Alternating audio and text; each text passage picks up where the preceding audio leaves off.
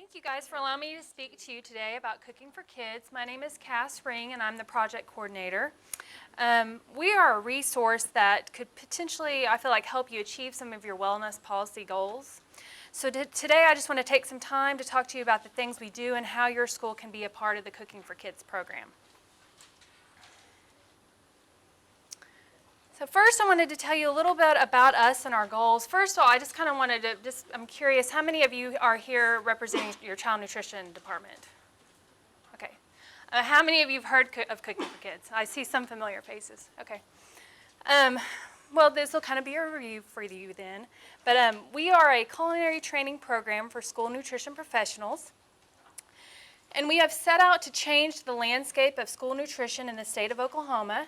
And we'll do that through helping school districts offer more freshly prepared foods, which includes less processed items, increase student participation in school meals, and by expanding public support for child nutrition programs. So now I'll kind of talk about the big picture and how the program works. So Cooking for Kids began piloting in 2014 with 6 schools. And we started off with skill development training and now have evolved into this really 3-step process. The first is skill development training. The second is culinary management training, which is a new program, or new training we're offering this summer.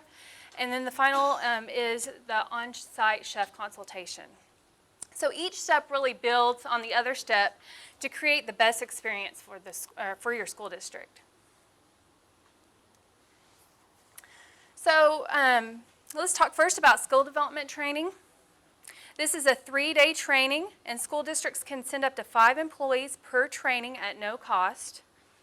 Since 2014, we have trained 576 child nutrition professionals from 142 school districts across the state. So at this training, we'd really like to see you send your kitchen managers and head cooks to the training, and then they can take that information back to the kitchen and share it with your staff. We try to hold this training at locations that are accessible to districts all across the state. And this summer, we're going to have 18 different trainings, so there'll be several opportunities for you to attend training.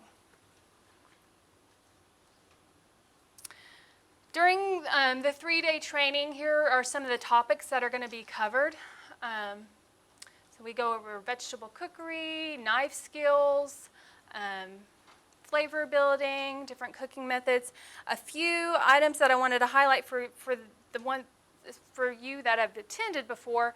We are making some new additions this summer. We're going to expand our whole grain cookery component because we've heard that there's some need in that area. We're going to talk about basic sauces and how you can make some basic sauces to use in several different types of recipes. And we're going to expand on our taste testing, taste training section because we feel that taste tests are the key to getting kids to accept and try new food. So we're going to expand on that area a little bit.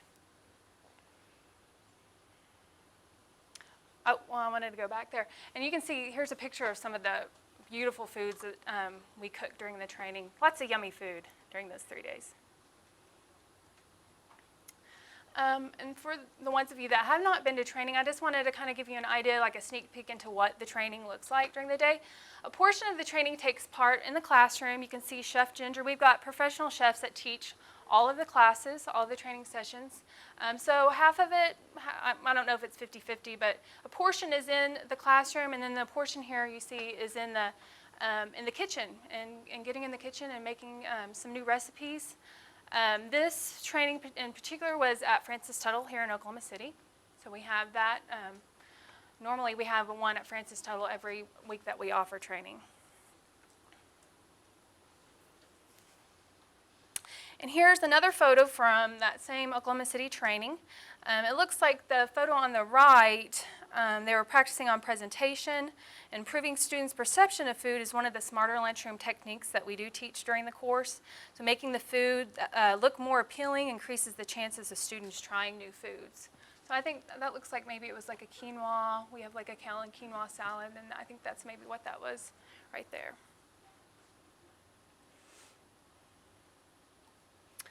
So some of the results from attending training. The results found from employees attending skill development training were evaluated using a knowledge survey that was given at the training. So when they got there, we did a pre and a post knowledge survey, along with a survey that we emailed out like 6 months later to evaluate implementation. So if we're actually using those skills in day-to-day operations. And what we saw an increase in scratch cooking and knowledge and use of scratch cooking. We saw an increase in mise en place, which is basically time management. So we saw an increase in knowledge of that and use, an increase in smarter lunchroom practices, knowledge and use, and also an increase in use of taste testing to help students choose healthier foods. So the second step or phase is our culinary management training program, and I think I mentioned before that this is a new class that we're offering this summer. And this is really focused for child nutrition directors and managers, or anybody that's in charge of menu planning and procurement. We recommend, or any decision makers in the school in regards to child nutrition. The training definitely enhances the skill development training, so they go hand in hand. Topics that will be covered include advanced menu planning with an emphasis on variety. Menu planning is really the main focus, is going to be a lot of the focus of this training. Commodity processing, and specifically utilizing minimally processed proteins that can be utilized in several different recipes. We're going to dig a little deeper into smarter lunchroom practices, food trends for feeding today's youth, and also cover some professionalism and staff development. So to me, I feel like I'm excited about every part of this program, but I know that having the ability to have a chef come to your school and spend a whole school year in your school district, to me, that's very exciting, and definitely stands out a little bit, or a lot. So that's what the previous two trainings I was discussing leads up to the chef consultation. So when the applications go out for the chef consultations, just remember that school districts that have attended both trainings will be given priority, because they're going to be more prepared for a chef when they come to their school. So since 2015, 30 districts have worked with a chef, and currently we work with a team of 6 professional chefs. So what happens during a chef consultation is, like I mentioned, it'll be a whole school year and a series of 10 to 12 visits. The chef will come and meet with the child nutrition director, just kind of observe for a day. They'll work together to develop a personalized action plan just for your program.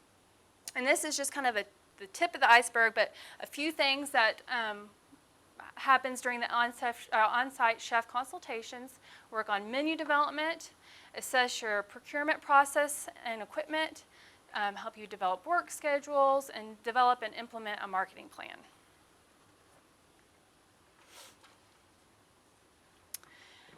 As you remember, one of the ways that we plan to achieve our goal of changing the landscape of child nutrition in the state of Oklahoma is through building support of child nutrition programs, building community support. And we all know that community support is very important for a successful wellness program. We've talked about that earlier in the day. As a component of the chef consultation, all the chefs will conduct a community event. So one of our chefs, he's one of our full-time chefs, Chef Bill Harris. What he did for his community event is he created a kids recipe contest, and he called it Kids Cooking for Kids. So how that worked is he would work with the child nutrition director very closely, and they would send out applications, and kids would submit their recipe. They would choose, depending on how many applications they had, 5. Some of them had 10. Some of the kids worked in teams. It was kind of just different depending on the school. He would gather the ingredients, and then on that selected day, they would all meet in the cafeteria, and they would create their recipes. And he would work with them on garnishing. You can see down here on how you present your plate and how you garnish it properly, and they would sample up a bunch of samples, and they'd invite the community. The child nutrition director would invite local leadership to serve as a judge. So like in some of our towns, I think in Schuyler we had the mayor and the police chief, and it was just really a lot of fun. I got to go out to a few of them. I think this one was in Davenport. You can see what a great turnout, and how the kids just really responded to this. It created a lot of excitement. You can see them down here in the kitchen. I think the winner was like a beef stew. But in the winner also, they featured the winning recipe on their menu at the school too, which was really neat. Parents, grandparents, and community members attended and sampled the contest recipes. And so all around, it was a great experience for everyone. I had a couple C&Ds report that they had parents call and ask if they were going to do it again next year, which we hope they will, because that's kind of the point of this, is to develop a community event, something that you can continue each year to build excitement for your program.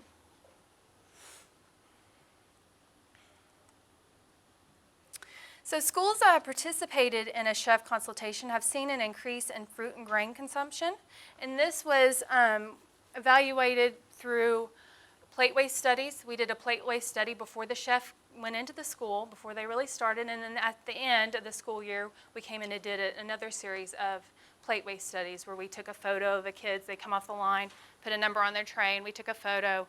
They ate, and then we took another photo after they were finished eating. They also, schools who have participated also are using fewer convenience foods, and this was evaluated by comparing pre and post menu cycles. So before the chef started working with the school and then after.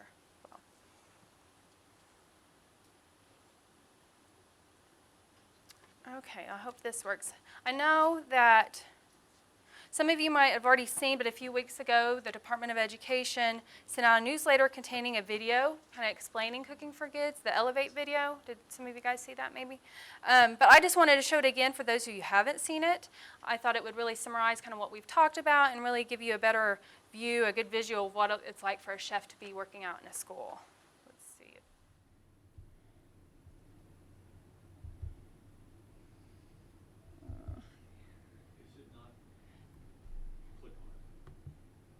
No, it just took me back to the next one. It should. Popped up.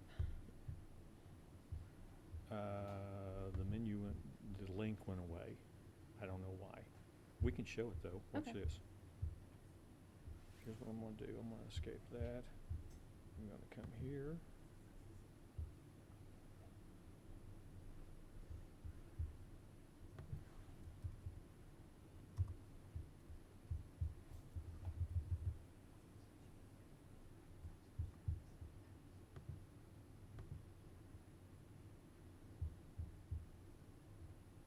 There we are. And just hit escape. Yeah.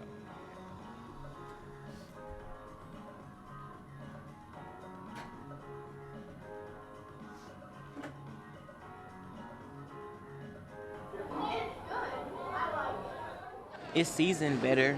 And it looks more colorful. It's not every day you find students willing to give the cafeteria food a double thumbs up. Double thumbs up. But that's what we found at Okmulgee High School. But it's amazing. So what's the secret behind this successful recipe? We're just going to saute it, and then we're going to add those vegetables, and then we're going to add the sauce, and then we're going to add the broccoli right before we're ready to pan up and let it get bright green, and then we're panning. Okay. Sound good? Yeah. Awesome. This is Valerie Carter. She's a chef with Cooking for Kids. We go in and train and retrain the staff in kitchens and public schools all over Oklahoma. Cooking for Kids is a program created by the State Department of Education with funding from the USDA. Thanks to a contract with the Oklahoma State University Extension Division, schools are learning to cook healthier, fewer prepackaged meals, more fresh ingredients. With all of the new regulations from the USDA as far as lower sodium, lower salt, lower fat, it's harder to meet those regs if you're using lots of processed items. And so what I try to emphasize is the fewer of those processed items that we use and we cook fresh, then the more sugar, salt, and fat you're going to have to season other things. Does it smell good from over there? Okmulgee was one of several school districts to take part in the Cooking for Kids summer training session. From that session, 26 schools were chosen to have a chef like Valerie come to their cafeteria throughout the school year. We go in and we do knife skills, cooking methods, cooking technique. When we first heard about it, I was a little nervous because I've never worked with a chef before. But Valerie has made it very fun and relaxing, not stressful at all. What we don't want is us to go in and say, okay, we're going to cook all this great new food, and guess what? It's going to be a whole lot harder. So that's not what's happening. The idea is to incorporate food the school has already purchased into the new recipes. It is really good. We were using the Campbell's tomato soup, and she's showing us a recipe for a homemade tomato soup, and we will continue to do that. Schools like Okmulgee are embracing the changes, and by the looks of things, today's new menu item is a welcome change for students as well. I like it. I think they should try new things like this all the time. This has made a huge difference. The kids they're eating a lot more.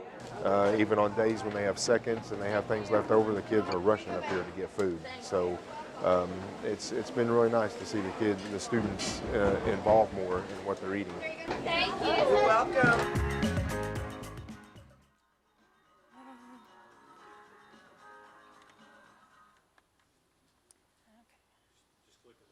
Oops. Oh. The red button.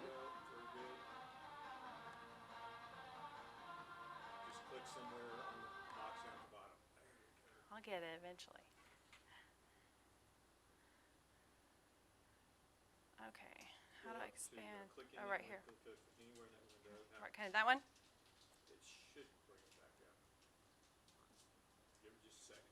Okay. So how does your district get started, get involved in cooking for kids? Our training dates and locations, we have training this summer in June and July. Like I said, we've got 18 skill development trainings across the state. Locations include Tulsa, Oklahoma City, Lawton, Bartlesville, Stillwater, Okmulgee, Durant, and Alva. Lawton and Alva are 2 new sites this year. Culinary management training will be offered July 18th and 19th in Stillwater, and we're only going to have one of those. And as this morning, we only have 10 openings left for that training. Oh, good. But you can follow this link right here, cookingforkids.ok.gov/training, and I'll take you right to the site where you can register for training.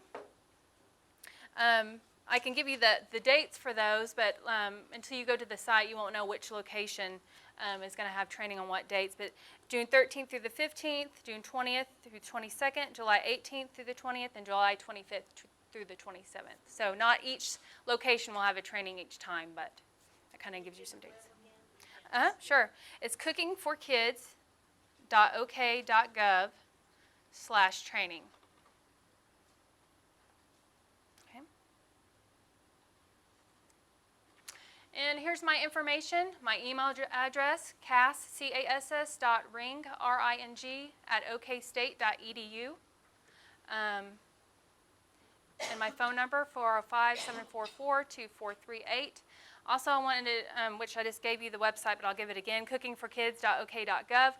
We have additional resources on our website. So we have resources for child nutrition. We have resources for teachers.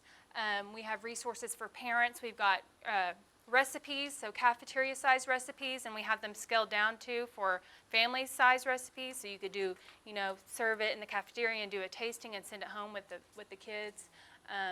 But we're always adding additional resources to that. So that concludes my presentation, and I look forward to any questions you guys might have.